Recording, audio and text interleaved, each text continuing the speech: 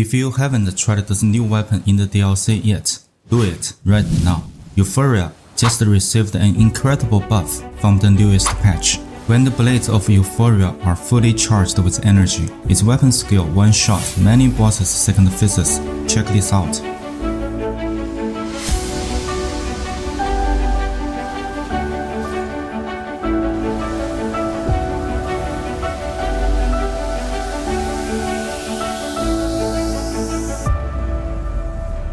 Euporia is a twin blade which does a similar moveset as other twin blades.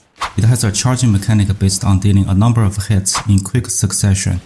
We can use light attacks to charge it, but two heavy charged attacks will fully charge the weapon if all the hits are landed on the enemy. A heavy charged attack does very decent damage. It will attack multiple times while being buffed as successive damage. Once fully charged, using the weapon skill will shoot a wide beam of light on the center of the vortex.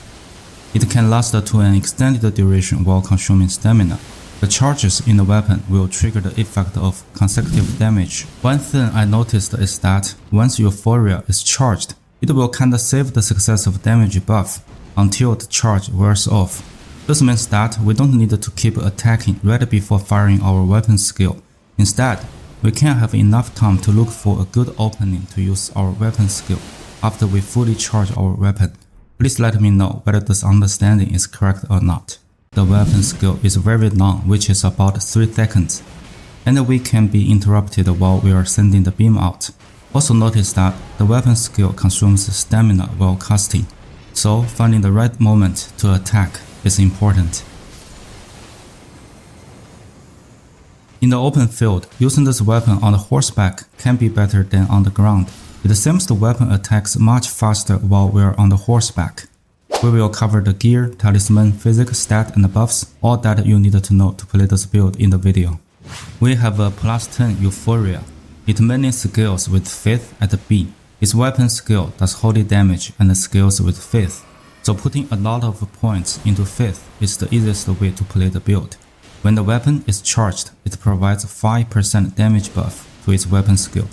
We use a Sword of Light to cast its weapon skill, which is called Light, to buff our holy damage by 20% for 30 seconds. We don't really need to upgrade it as I did. Any seal, with or without leveling works for this build. Well, if you would like to use incantations, use an upgraded seal, for example using a +10 Erdtree seal and any seal that can boost the damage of the specific category of incantations you would like to use. Use the full Rakshasa set to give us 2% damage increase per piece and 8% damage increase in total. This combination gives us 58 poise, which is quite nice. We use Millicent's Prosthesis and Rotten Wind Sword Insignia to heavily buff our consecutive damage. Jar of Alexander increases our damage by 15%. We use a two-handed sword talisman to increase our damage by 15%. Depending on what type of damage the boss is doing, we can swap the two-handed sword talisman to a defensive talisman, such as Dragon Crest Great Shield Talisman to increase physical damage negation, or Golden Braid to increase holy damage negation. We use a Thorny Correct tier for consecutive damage boost, and a Appealing Heart tier for damage negation. The second tier can be Blood-Sucking Correct tier for 20% damage increase, while the downside of losing 1% of HP per second. These are the recommended stats for a level 150 character. The most important ones are Vigor, Faith, and Endurance. Notice that our Strength and Dexterity are not meeting the weapon requirements. However, we two-handed our weapon to have a 1.5 multiplier on the Strength, and the Millicent's Prosthesis increases our Dexterity by 5 points. These are the minimum Strength and Dexterity for this build. We drink our Physic, we cast the Golden Vow, and then cast the Light weapon skill on the Sword of Light.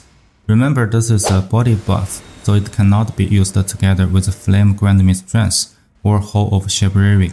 Refill FP, two-hand our weapon, and we're ready for the fight. We also have a Manania's Great Rune activated to get HP back when we attack after getting any damage. Please leave your comment below to let us know how you would like to play the build.